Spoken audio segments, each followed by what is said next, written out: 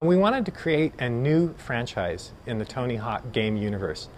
We didn't want to take the current Tony Hawk game and just slightly tweak it. We wanted to create something entirely new that could live on its own. So we created Tony Hawk's Downhill Jam, which is a race game with Tony Hawk set in its own universe with its own cast of characters. We've invented these very exaggerated, colorful skater characters in a world where downhill racing is a major sport and where people from all over the world are going to the most exciting downhill locations and racing against each other and clobbering each other and skating through San Francisco and Machu Picchu and through the Castle of Edinburgh and all kinds of exciting locations around the world.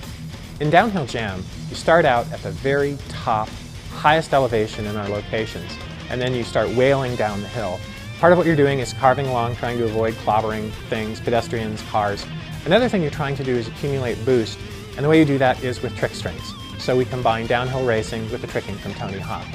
You find grind lines, you find ramps, you find quarter pipes, and you're trying to link the tricks together, and when you land it safely, you get all the points in your boost meter. And when you get enough points, you get a boost that you can use. Looks like a flame on the screen. And when you use it, you'll just rocket ahead. And you want to save those and use those at the optimum time so you can go sailing past your opponents and potentially clobber them off field.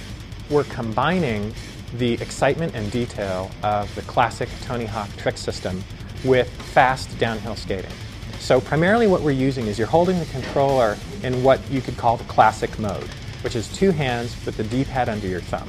Now the reason we're doing that is we want to support the classic Tony Hawk rich trick system, which really requires access to a lot of buttons, and particularly that D-pad.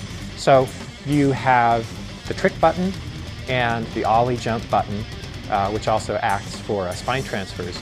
And then those are used in combination with the D-pad to get all the trick variations. In addition, there's actually a button that you grab underneath the Revolution controller, which we use for grabs. The most important part is the Nintendo controller actually knows how it's being held.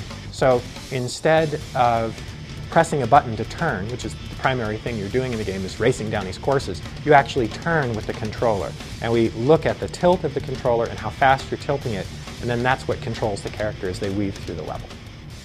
Tony Hawk's Downhill Jam is going to be a new franchise. We are going to be making sequels.